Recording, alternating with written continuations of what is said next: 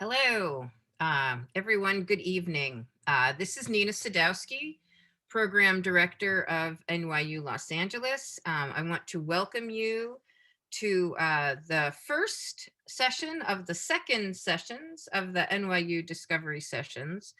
I am really pleased today to be welcoming Jackson Sayama, our first Spotlight On guest. Who is a Hawaii native, an NYU Shanghai grad, very recent grad, which is shocking, and a newly elected Democratic member of the Hawaii State House. Interviewing him tonight, and I'm so excited to learn more about his impetus for his running, his path to election, and his objectives in the House. And interviewing him will be my friend and friend of the program, Allison Begelman, founder and executive director of Young Entertainment Activists. She'll be leading the discussion. Just a couple of pieces of housekeeping. We will drop in the chat information about where you can link to where you can find information about the other discovery sessions that we will be offering this month and next. And also, if you have questions for either Jackson or Allison, please drop them into the Q&A and we will try to get to them as we round up their sure to be dynamic conversation. And with no further blather from me, I'm going to turn it over to Allison and Jackson, put myself on mute and turn my camera off and listen along with the rest of you. Thanks everyone for coming, and I look forward to the discussion. Hi, everyone. My name is Allison Begelman. My pronouns are she, her, and I'm the co-founder of Young Entertainment Activists. Thanks, Nina. Nina is a mentor and an amazing person. Jackson is also an amazing person, and I'm really excited to talk to you today about literally everything.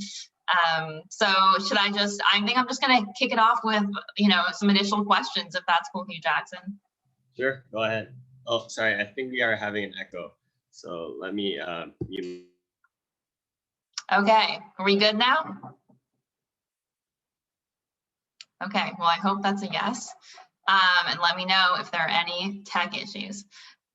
Okay, cool. So first, I want to know, how are you doing? How are you feeling? As the activist would ask, how is your heart? Well, I'm doing good. Thank you, Allison. And thank you, Nina, for that introduction. I'm really happy to be here today. Obviously, I'm very excited to be a state legislator for Hawaii. I've worked extraordinarily hard during the campaign, and so I think it's very still I'm getting used to the idea that I'm a state legislator. But obviously, with the pandemic, there are quite some challenges that we face, especially as elected officials. Not only with a public health crisis, but with a financial crisis as well. And so for me, especially this session, I'm really looking to address those fiscal responsibilities, to making sure that we are funding areas that are still essential to our communities and our state. And you do have some financial background or some experience with economics, don't you? So are you a little bit familiar with that world, or is this kind of like, whoa, crash course? I did try to major in business and finance up until my sophomore year at NYU Shanghai. But at last I did, that area didn't really take to me. So I only minored in it. But for the most part, state financing, legislating is considerably more different, and there's no course that would teach that. So this is all new to me. Well, maybe you can teach that course after you're done running. That's the next thing. Okay, well, yeah, I mean, those are really important things to be focused on right now. And I'm sure people are really feeling a lot of things, and you're kind of coming in contact with constituents and the folks that you're representing, and they're probably pretty vulnerable right now. So I'm sure you're going to make a lot of really interesting relationships. And you just shared with me that you actually officially start in less than 2 weeks. So the 20th is your inauguration, right? Yes, Alison, that is correct. Our inauguration, same day as the president's inauguration. So, we're very excited, but obviously we're being cautious. As you may have heard, all 50 state capitals have received threats of violent protests. So the state capitol sergeant at arms has, made it a priority to maintain the security while, legislators and other officials may be able to conduct their business as they were intended to do. Gotcha. Yeah, I mean, it like last week, I'm sure would love to hear about your experience last week. What was happening for you in that week as you were preparing to take over?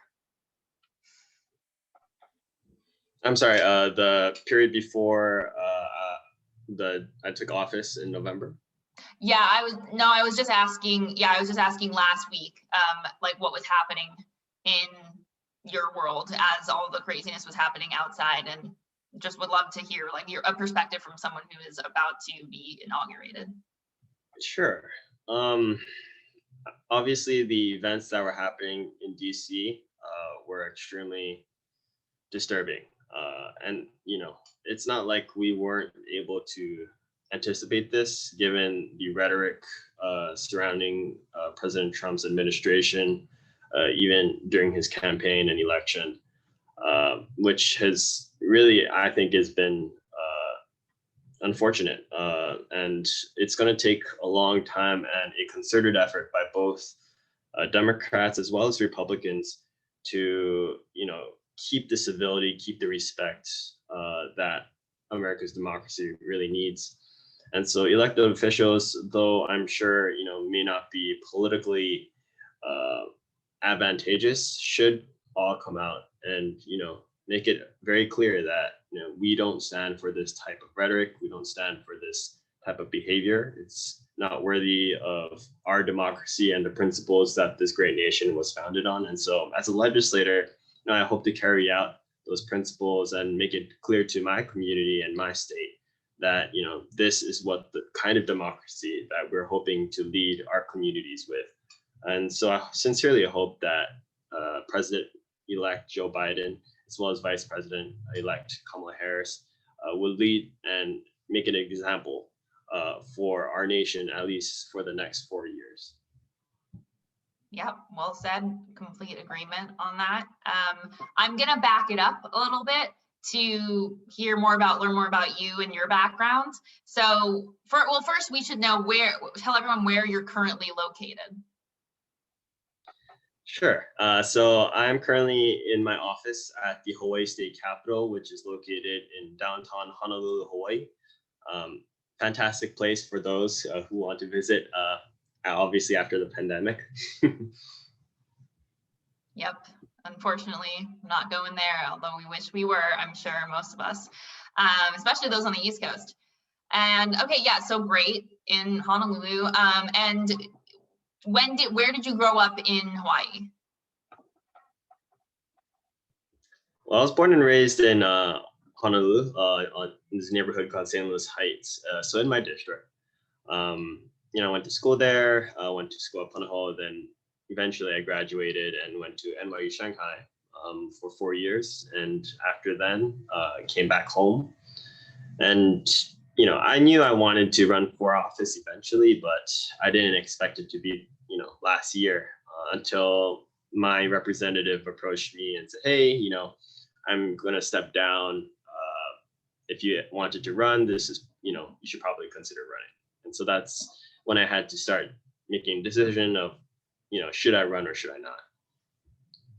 So you must have been pretty involved in politics in, growing up then, I'm assuming. And you said you knew you wanted to run. When did you know that? And were you studying politics in school? Kind of what shaped that decision? And then having an elected official come to you and say, hey, I'm going to step down. Because that doesn't happen to like every young person. So I think it would be great to get some color on that experience. Sure. So my introduction to, politics started in high school when I joined my high school's policy debate team. it didn't come naturally to me. Admittingly, I was an introvert. I hated public speaking, but I thought I'd challenge myself, and that was a great opportunity and experience for me.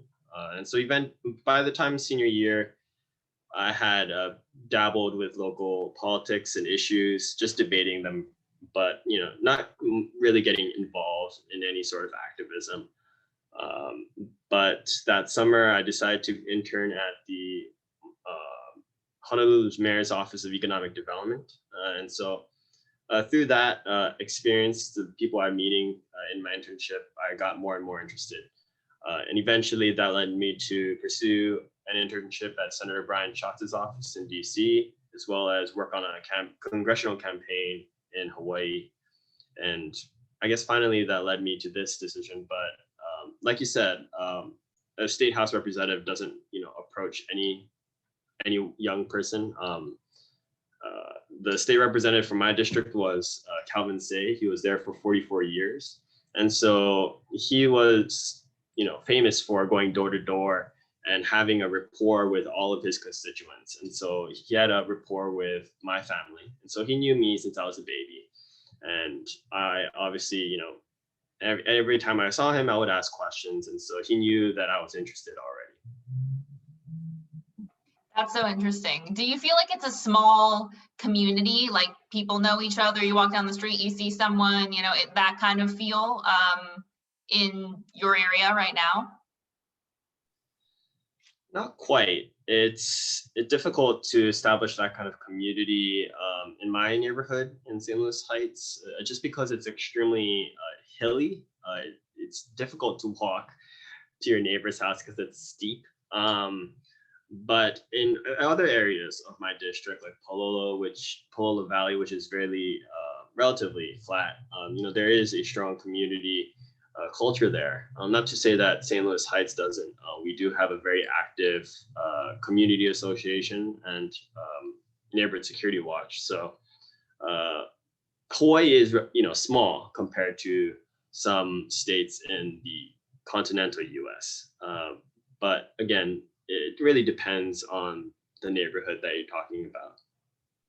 Well, I really also asked because I saw on your platform that, and when I was kind of looking at the issues, that a lot of them spoke about like talking to your neighbors, making sure you have relationship with your neighbors.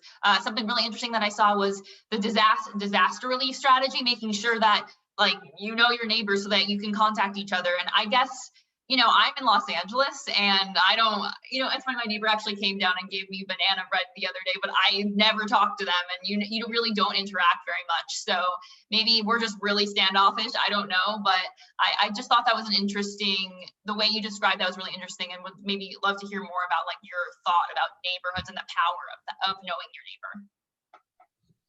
Sure. So like you said, many communities in the U.S., maybe more so in the urban areas, don't necessarily reach out to their neighbors, perhaps as more rural areas do. But in Hawaii specifically, we have a fairly community culture already embedded. You call a stranger, oh, hey uncle, hey auntie, oh, hey cousin, So that's very normal here, and so people are naturally friendly. And applying that culture into just your own personal relationships, particularly your neighbors in this instance, is incredibly important, not only to build community, but in disaster situations, like if there's a fire in your neighborhood, it's much more safer when neighborhood is connected with each other. They could inform each other and then coordinate the emergency response much easier. Say the fire was at a house that you knew, oh, there's a grandma that's living there that doesn't have family members, then immediately, oh, I need to go there and get the grandma out. Or that grandma I remember has one dog that she really loves. But it's those really small details that really go a long ways to making sure that the community is much more safer. Absolutely. I completely agree. I also think about apps now. I don't know if y'all are using apps like Nextdoor, but I've actually started going on it, and I feel like, you get that feel digitally. So I mean, and where I am, I would love to see that. I would love to see more of that. And maybe after the pandemic, people will feel, you know, more closeness and connectiveness. So that's really interesting. Just kind of going back a little bit, because you kind of, you know, laid out your story bare bones. Let's get to, you know, the motivation. So like, why, would love to know, like, you know, of course you were tapped. He's like, yeah, you think about running, but what else motivated you to run besides someone, you know, the budding political interest and someone kind of tapping you to be like, it might be time. What else kind of pushed you forward in that way? Sure. So, after Calvin informed me that he was stepping down, uh, that was an opportunity to, really reflect on my own interests and why I was, focused in politics.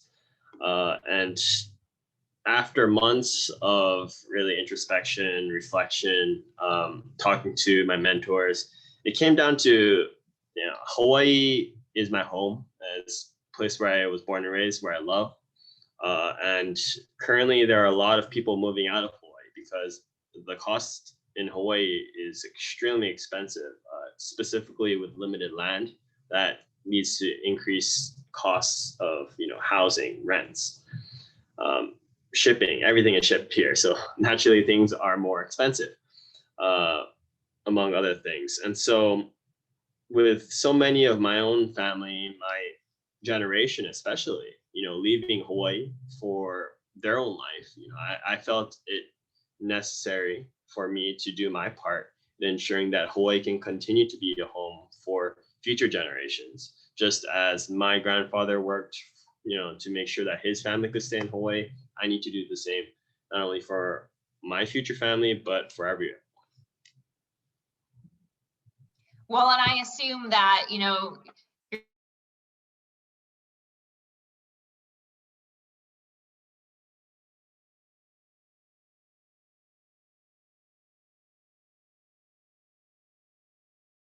that makes a lot of sense. And then, when you first decided to run, what scared you the most about it? And what did you see as, the biggest hurdles that you might experience? Well, I had very limited exposure to campaigning. The closest thing I had was my experience campaigning in the congressional race in Hawaii, which is great, but that was a volunteer, nothing more. So all I understood was how much work it took. Having to go door to door in an extremely steep neighborhood, from 9 a.m. to 6 a.m. And after that, you're going to be sign waving on the streets for 2 hours. That's extremely exhausting physically and mentally. There was that. But the biggest concern for me was, am I too young? There were many mentors who said, hey, like maybe you should wait a few years, explore, the realm of politics, maybe private businesses, just get a better idea of the lay of the land. And I certainly felt that was a valid opinion, and advice. But at the same time, it's, a now or never moment, for me, because it's very rare for, at least politicians in Hawaii to step down. And so to have an open seat like that is not common, maybe once every decade. So there was that. But also, I also had the mentality of kind of go for broke. It's a slogan, from the 442nd Division, during World War II, consisted of Japanese American soldiers. Like, you have nothing to lose, you have to give it all. And so that was my mentality. What do I have to lose? Even if I were to lose this election, I would have gained a tremendous amount of experience and growth. So given that, I ultimately decided to run for office. And luckily, I had an extremely, fortunate circumstances. At that point, I was, a participant in a program called Zen in Politics, which had a cohort about 12 young, politically savvy, leaders in Hawaii who are all kind of training in Zen and trying to develop themselves as leaders through Zen and Zen training. And so I was able to find my campaign team and support through that cohort, who they themselves were a lot more versed in, say, campaigning or politics. And so that really helped me lay a strong foundation for my campaign.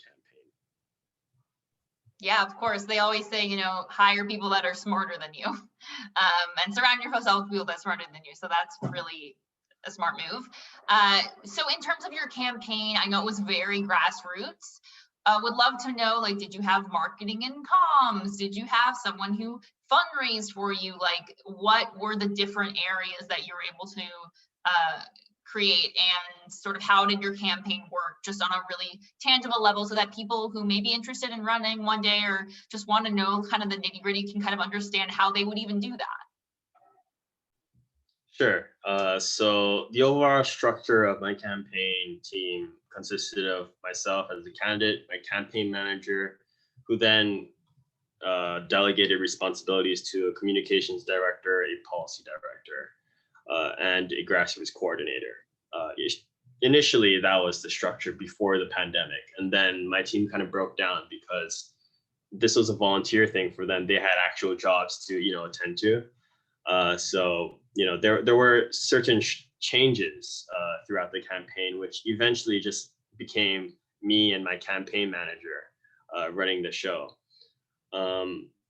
But in terms of like, if people were considering running for office, campaigning in Hawaii, it really is, we have a saying, whoever knocks on the door the most wins the race.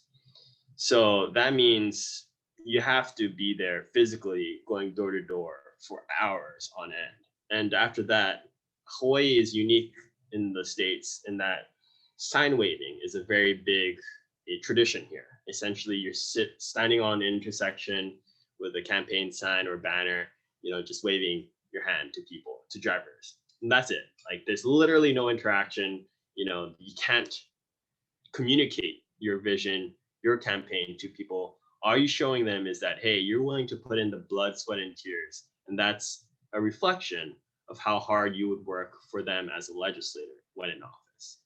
So anyone, again, who is considering running for office, my advice is that, hey, it's going to be an extremely tough decision. It's going to be hell. During the campaign, you are going to be exhausted. You are going to push yourself to the limit if you're doing it right. And if you're not pushing yourself, you're not doing it right. You're going to lose.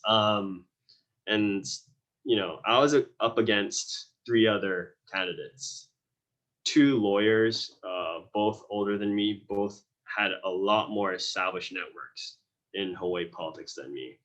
And the third one being an extremely strong union member who was 60 something years old. So, I strategically placed myself as this dark horse. I slid under the radar for most of the campaign and really pushed strong towards the end, really showing my cards through endorsements, through fundraising. And that's, I guess, to leave it at that, fundraising is a big part of campaigning. As much as I believe money shouldn't, necessarily be involved in politics, there is a certain reality that you need money to share your vision with the community, whether that's paying a communications director, paying for mailers, paying for a database to make calls or text constituents. And it's not a pleasant task to ask people for money. You really have to set aside your ego. You have to believe in yourself, and that your campaign is going to lead to good, to lead to a vision that you are campaigning for. And so that makes it a lot easier. But without access to that kind of money, it's fairly difficult to run a really strong campaign, especially against, well-funded, well-networked opponents. Yeah, I mean, just to speak to my background, because I co-founded an organization and we were like, yes, we're going to be a nonprofit. And then I found out that literally like 99% of what an executive director of a nonprofit does is fundraise. And I was 25 at the time. And I felt really overwhelmed because I didn't feel like I felt confident, but I didn't feel like I had the skills to really ask for money. And, there's a lot of shame about asking for money for most people. It's why it's one of the like forbidden things that you don't talk about. So, and that's why I never actually became the executive director.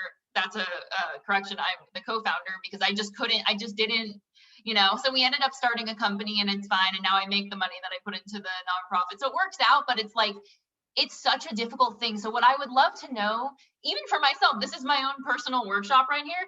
When you were sitting down with a donor, how do you have that conversation, or potential donor? Like what kind of touchstones do you work with? If you feel comfortable sharing, just in case people here are entrepreneurial and want to understand how to approach that.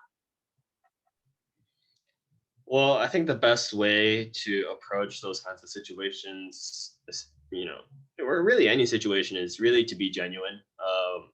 You're not trying to hide the fact that you're, asking for money. You have to be upfront about that. Say, hey, I would really appreciate, $2,000 in donations to my campaign. And you would have to give them a good, reason why.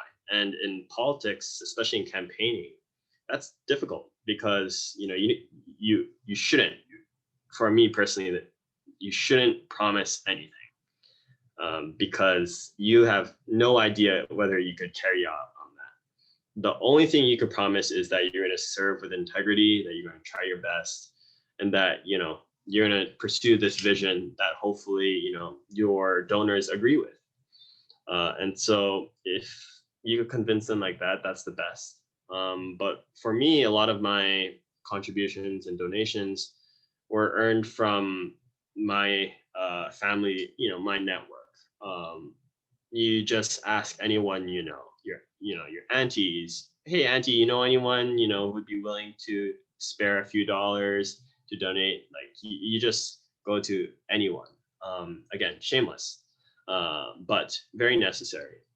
And again, if you believe in your cause, then that makes it easier. But it is still difficult. And just to riff on that, in terms of, your elevator pitch, when someone asked you about your platform, why are you running? What issues did you talk about? How did you pitch yourself to either a donor or someone to vote for you if you're calling them up in phone banking? Kind of how did you pitch your platform? Sure. Again, it kind of ties back to the fundamental reason why I decided to run is because people are leaving Hawaii. And many in my district, certainly my constituents, understand that because, even if they're old, like certainly their child or grandchild has left. Most definitely. Everyone in Hawaii knows someone who's left, that's close to them. And so I basically emphasize that, like, hey, I don't know if I'm going to be able to have a family here in 10 years. I might not be here in 5 years. And so I want to make sure that my generation, future generations have that opportunity. And I think that's what really resonated with people. But also actions speak louder than words. If I tell them, hey, I walked this district, I walked 8,000 houses within 2 months, they're like, wow, you're really putting in your effort and you really mean it and working hard. And so if you are able to show through actions that you are willing to work for this, then I think that is the greatest elevator pitch that you could give to donors or even your constituents. It goes a long way when the constituents recognize you the second time you knock on their door and they're surprised because they never expect politicians to literally be at their doorstep. They expect them, constituents having to reach out to their elected official. So having that kind of proximity, that relationship to the candidate certainly goes a long way in not only donations, but in the election in votes as well. Completely agree. I don't think I've ever had a candidate come to my door. I've canvassed, but I've never had someone come to my door. So that's amazing. And I feel like I would, feel similar because you're creating a human connection with them. And people want to feel connected. to all these things. That's why we feel connected to celebrities, because we see them all the time in media, you know. Did you guys have a lot, did you do any like ads or like put yourself on radio and stuff like that, or was it really just door to door? Well, we didn't have money to put ourselves on radio or, TV, much less. The only ads we were able to do online was like Facebook, I guess, boosting your post on Instagram as well. Again, we didn't want to focus too much of our resources there because our district was much older and was used to, Calvin say, going door to door. And so that's what they expected from candidates, is to have that face-to-face interaction. But also we, spent a considerable portion of our funds on mailers, essentially little flyers that are sent out and, constituents would get in the mail. Who knows? And those are kind of casting a wide net. You're just praying that people would read that. So, there's a whole art to designing mailers, making sure that they're, attractive, that they still have a lot of content in there, but not too wordy. So I think those were our main areas. And we did try, I guess, texting, SMS campaigning, but again, most of our district doesn't text. They probably don't have like cell phones. So it depends on your district and your demographic that you're targeting. And, you have to tailor your strategy towards that. So if I did want to, try get out young voters, maybe I would have spent more on Facebook and Instagram ads, but I knew that was going to be a waste of money. I should not expect that kind of turnout from those demographics. So there is some calculations involved.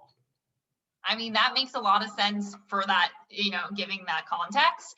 It's really fascinating to me that, again, being 23, which I don't even know if we said that your age on this, but I think it is important to that conversation because, wow, the fact that you were literally, like, to me, I was like going to ask you all these questions about how did you get to the Gen Zers? Like, did you like use TikTok? Like what? But no, I mean, your constituents didn't have text messaging. Like, that's really interesting. And I think that kind of shows a want for this country to really be having intergenerational discussions. And that I think there's like at least with a lot of the activism that I do, and a lot of my, colleagues and cohorts and other like activist realms, like there's just weird tension between the old guard and younger folks. And the young people are like, they don't understand us, they don't care, and they don't want us to succeed, and they don't want to see us rise up, and they don't want us to represent them.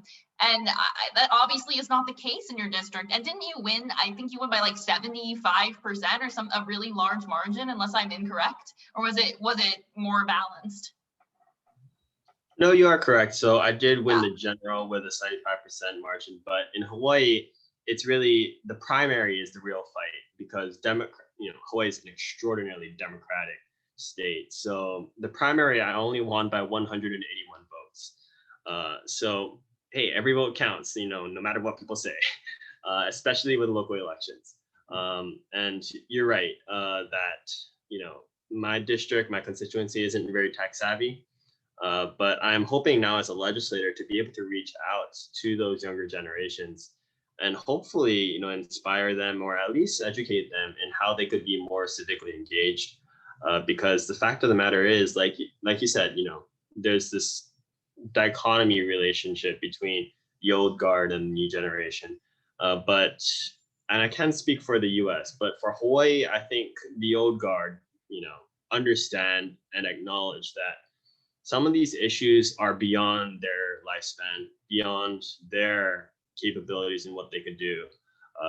And so they then, put that energy into teaching the next generation about their successes, their failures. And I hope that, in the mainland continental US that, older generations in more powerful, prominent positions acknowledge that relationship and treat the younger generation more of, a resource to build up rather than a nuisance to ignore. And this is, speaking towards younger generations too. Don't act like you deserve to be mentored, or you deserve these positions because you face these challenges as a generation. You have to prove it. You have to work for it, and that means again, showing that through your actions and not through your words. I oftentimes see in my generation that people love to go on social media to write about certain events, but talk is cheap. Really, what are you going to do about it? So maybe that's something as small as, hey, talking to your neighbors about certain issues. Maybe that's going to a rally for the first time. That's an amazing experience, and I encourage everyone to do that. Not everything it has to be, I'm going to run for office, or I'm going to start a company.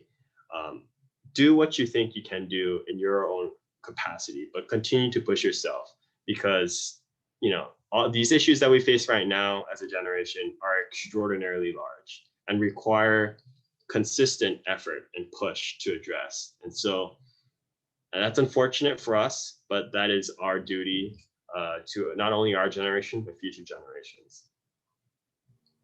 I completely agree. And I think, it's just the phase we're in, it's like, you post on Instagram and that is you doing activism. And for me, and I've always felt frustrated by that. I actually am sort of a technophobe, although we're kind of forced to use technology, most people now, so you kind of can't get around it. And when I was starting my organization, I was working in entertainment, and I was really frustrated with the fact that all these people said they wanted to do things, and they were posting on social media, but they weren't actually doing anything. So I was trying to figure out an inventive way to get young people in entertainment to do something, to use their platform to make impact.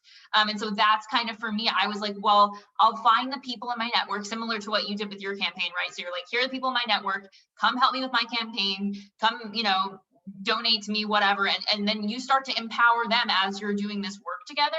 But also what I found is like incentivizing people. Like you're talking about young people getting civically engaged. Well, how do you incentivize young people? Like, how do you make them feel like, all their friends are doing it? It's sexy, it's fun. So like, that's why you should do it. That's kind of what like my slogan was, like making activism sexy. So yeah, would love to hear your opinion on that. I think we have a few more minutes, and I just think it's really important to like figure out like how do you incentivize activism and political engagement? So you're certainly right. Civic engagement, particularly legislation, is not sexy. Politics is complex. It's difficult to completely wrap your head around, and it's easy to simplify and then become misinformed. So for me, I'm still trying to find that silver bullet on really how do I get younger generations to be engaged. Luckily, I think the silver lining in the Trump administration has been that he has uprooted a lot of institutional and generational issues that have been kind of ignored for a long time. And so that has really given a new generation to really be involved actively in trying to address these on a local level. And so I think that momentum will carry forth even throughout a Biden administration. It certainly will be a event that we remember and will hold for the rest of our lives, at least for me. But when I try to convince young people to get involved, it's not because it's sexy or fun. It's because it is important, and this is going to affect your life, whether you like it or not.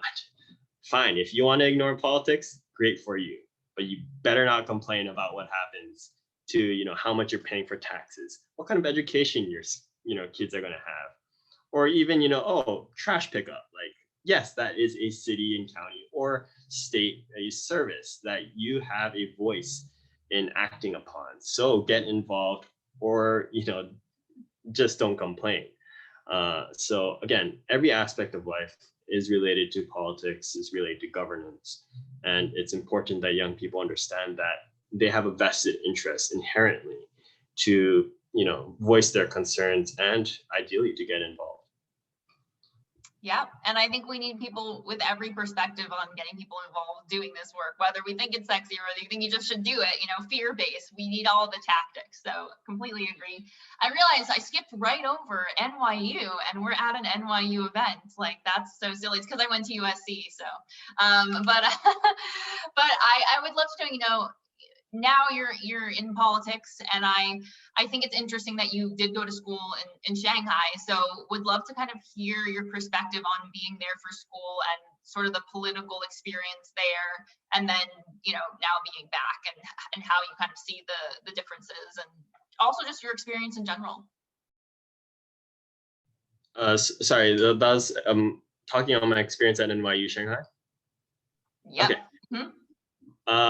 So I was always drawn to international affairs and really the international environment. Being able to speak with people from different walks of life was extraordinarily appealing for me. And that's exactly what NYU Shanghai was. It really provided opportunities for students as well as teachers to be able to discuss really difficult issues with each other and try to find common ground and a way forward. But for me, I was actually quite torn between going into pursuing a career in international affairs or coming back to Hawaii. In the end, my love for Hawaii won over.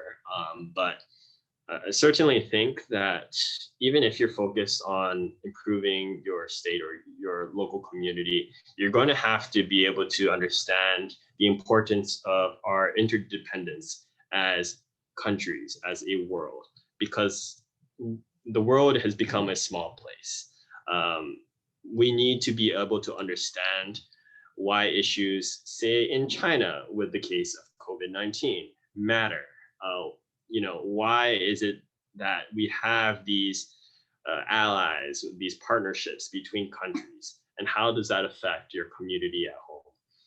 And so I think that was certainly really driven home for me.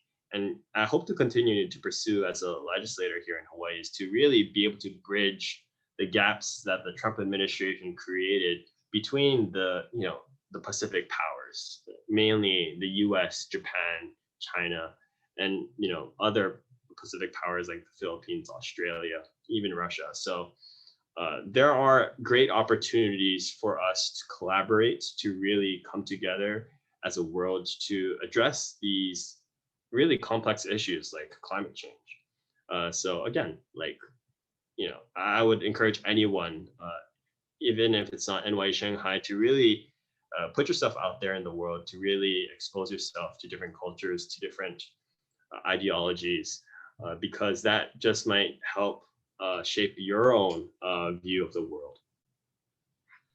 And you just mentioned climate change. It was one of my questions. I'm going to ask, this is one and then one more. What was your perspective on climate change, specifically because Hawaii has, a very specific experience compared to other, places in the United States. Would love to know kind of how you ran and how you see the changes you're going to be implementing. So climate change is an interesting one for Hawaii because Hawaii was the first state in the US to commit to a zero emissions goal by 2045. And so Hawaii has done a lot to work to that goal. But at the same time, reducing Hawaii's carbon emission is not going to make a dent in curtailing the dangerous effects of the global climate change phenomenon. But it is important because it could serve as a model to other states as well as other countries on how they can approach developing their economies and their communities in a more sustainable way. It's often the case that countries are trying to balance trying to be sustainable versus trying to grow their economy through energy efficient means as fossil fuels. But I think as technology continues to develop, as we as legislators find more innovative solutions to be able to create symbiotic relationships between economic development and environmental sustainability, more communities, more nations will realize that, hey, this is, a long-term sustainable and economic approach for our communities to, adopt. Yeah, completely agree. That's amazing. Oh, whoa, my mom just joined. That's great. Mom, you might want to get off the Zoom. Okay. Love that. We always get those photo bombs. Anyway, I just want to do a last fun question now that we got that fun little surprise that I planned for everybody. Wondering what sort of hobbies have grounded you in your experience, just in the, during COVID? What have you been doing? Have you gained any specific hobbies that you can share? Because I just think we've all kind of had to figure something out to help with mental health, and I just think it's important to understand that. Absolutely. So I've always loved fishing, but so during the pandemic, I've returned to that. Certainly a relaxing hobby for me. But what has really grounded me as a hobby, I would say, has been my martial arts, and basically martial arts training, specifically in Kendo, which is Japanese sword fighting, but as well as a Japanese tea ceremony. So, these practices both are extremely important, I found, to developing your own self. Kendo teaches you really to be courageous in your actions, and to be able to strike where it's appropriate without, being blunt about something. And tea ceremony teaches you how to be able to be graceful, yet, maintain an extraordinarily strong presence in a room or a meeting. And so I think those two aspects of my life have certainly helped me stay grounded, especially during the campaign and even now as a legislator. Well, that puts my cookie baking to shame. Anyway, thank you, Jackson. It was such a pleasure chatting with you. And now I think we have some questions. Nina, do you want to take those? Yeah, we have some questions from the audience. So the first one is, how do your salient personal identities play a role in the work and the constituents you advocate for?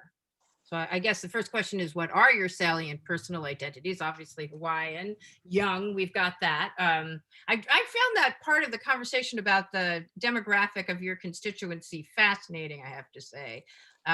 Both how it changed your strategy for campaigning and also that this older demographic entrusted you. Well, I think that's just, kind of a beautiful thing. But okay, so let's go back to the question from the audience. Your salient personal identities and how do they play a role in your work and your constituents? Oh, well, thank you, Daniel, for that question. As I'd like to make a clarifying point, actually. I'm not Hawaiian per se, and that's a key point here in the state of Hawaii. Just as I'm not a Native American, I'm not Native Hawaiian. So I just like to make that clarification. But one big point or salient identity, I guess, for me is being a Japanese American, especially in Hawaii. My grandfather worked on the sugarcane plantations, and he really worked hard to be able to support for his family of 6. And so did my dad. And so I think a lot of those values that were passed down through Japanese Americans, I'm sure across the nation, have certainly, been pillars for me to lean on during the campaign. And again, as a legislator, on how, I should be leading my community, how should I be caring about certain issues. And so in terms of my constituency, though the majority, I would say, the average age for my constituency is much older than I am, I certainly understand, how they feel when they see their children or their grandchildren leave Hawaii, for good, because they can't afford it here. And so that frustration, that pain, certainly resonates with me. I certainly hope that I won't be experiencing that, and I could continue to live in Hawaii. But again, I think just hard work and being, true to myself, I think that's something that people sincerely value in my district. I would vote for you. I mean, I've been listening to you for an hour and I'm ready to move to your district to vote for you. But about your aspirations, we have an anonymous attendee asking if you see yourself running for Congress, or do you have national aspirations for political office? As of now, not yet. I love Hawaii too much to be going back and forth from DC. As much as I loved living in DC when I was interning for Shots, not anytime soon. Okay. Here's another good question, and this relates to something that you and Allison touched on a little bit before, but do you have any advice for getting more involved or local at state politics as a citizen without actually running for office? What are the things people can do if they want to get involved that don't necessarily mean taking the huge step that you yourself took? Sure. So I'm sure many communities have neighborhood boards. Those are an incredibly good opportunity to get acquainted with some of the issues in your neighborhood. But again, like I mentioned earlier in our discussions, getting acquainted with your neighbors is a great start. If the neighborhood board is, a big step for you, just getting to know your community, and that honestly means getting to know the people of the community. You really can't, even if you're really well versed in the issues and statistics, if you can't put a face to that, those are really empty.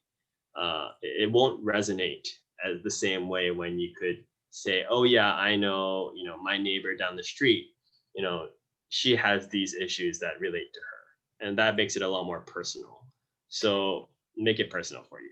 Yeah, I think that one thing that people don't realize is how much of politics really is local politics, the things that really affect us. And my father was a local politician when I grew up in New York City, which is a big playing field. But I saw from a very young age, how the local issues about how taxis were regulated, or stoplights, or as you said, trash pickup, all these things are part of local government and really impact how you live on a daily basis. So if you're concerned about things about in your community, and really want to feel like you can make an impact, I think the local level is really a good place to start. I think sometimes state, federal issues may seem, too overwhelming, and might be. So I think our next question is from Kai Zhang. Do you know Kai? Because it's hi Jackson. I can hardly we were both believe in Professor Sun concept of China 3 years ago, and you were such a star in NYU student government. Oh, I'm just so proud of you. This isn't even a question. This is like a love letter. Okay, now here comes the question. Looking back at your time at NYU Shanghai, were there any defining moments or experiences for you that tested your tenacity?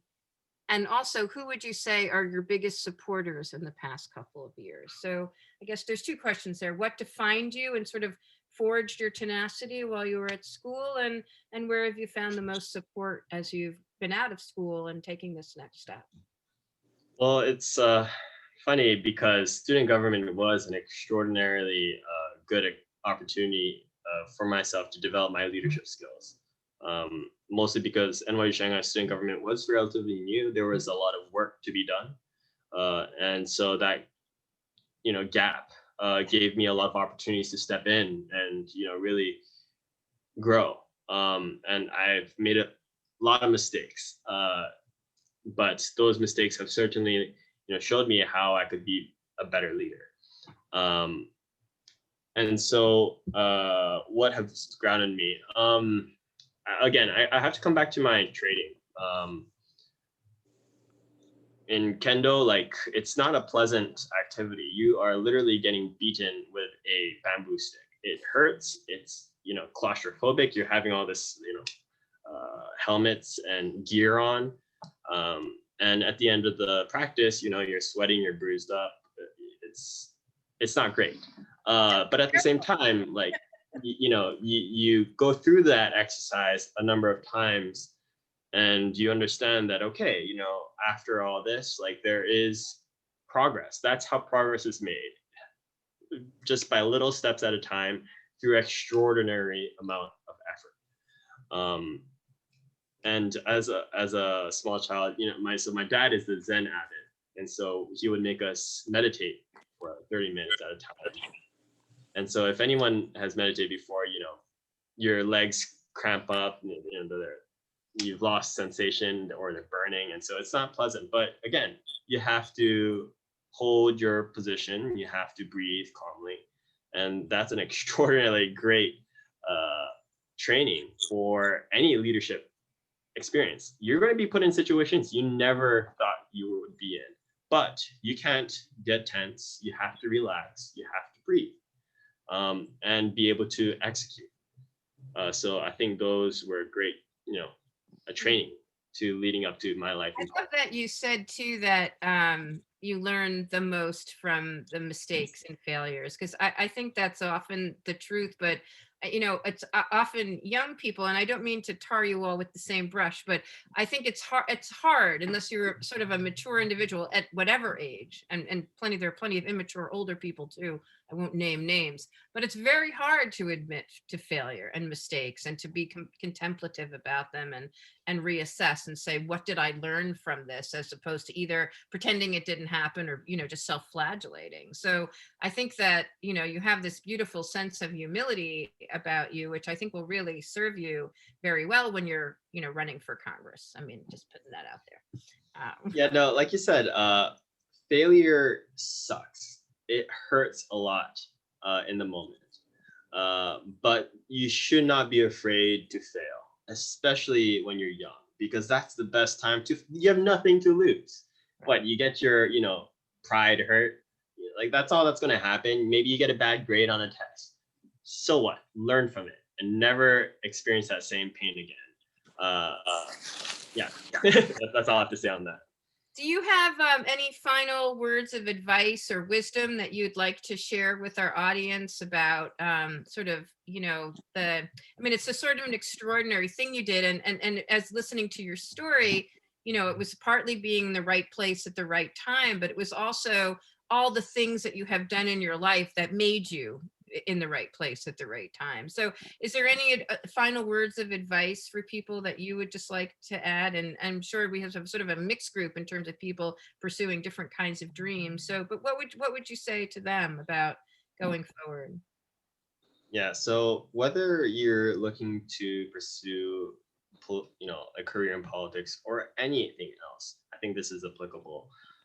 Don't be afraid when an opportunity knocks at your door. And that's a cheesy line, I admit, but it takes a lot of courage to be able to take that opportunity because of that risk of failing. And maybe you will fail, but at least you have security in the knowledge that there will be other opportunities ahead, even better ones maybe, if you take that opportunity. So especially with younger people, we don't have the luxury of time like other generations have had. We can't sit back and wait for things to get better because they won't. We have to be able to take the initiative, learn on the job, and to grow from that as quickly as possible. And that's going to take, again, courage, but also a lot of work. And it's easy to be able to have work shown on a superficial level, like we mentioned earlier with social media posts. Mm-hmm. Great, you took an hour spending writing a post, and great, maybe it gets a lot of likes and people see it a lot, but if it doesn't translate to action, then it is empty. At least that's my opinion. So if you can really push yourself to do something, to pursue your passions, to pursue a noble goal, then go for it, no matter the risk, because I think in the end it will pay off. And obviously, there's always reasons to say no and not to do something, but it really takes, again, courage to be able to say, okay, I'll do it, so that's my I think that you have inspired all of us to have a little courage tonight.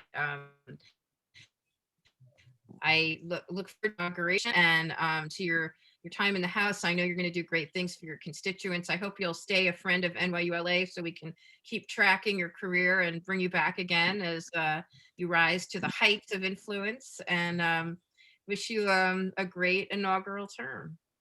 Thank you Um, so much for having me. I appreciate it. You're welcome. I'd also like to thank Allison very much for putting the questions together and moderating, and to everyone who attended. We will also have a recording of this, which we will make available. Thanks everyone for joining us tonight for an NYU Spotlight on Jackson Sayama. Everyone get some rest and stay well and safe. Good Hello, night. everyone. Good night.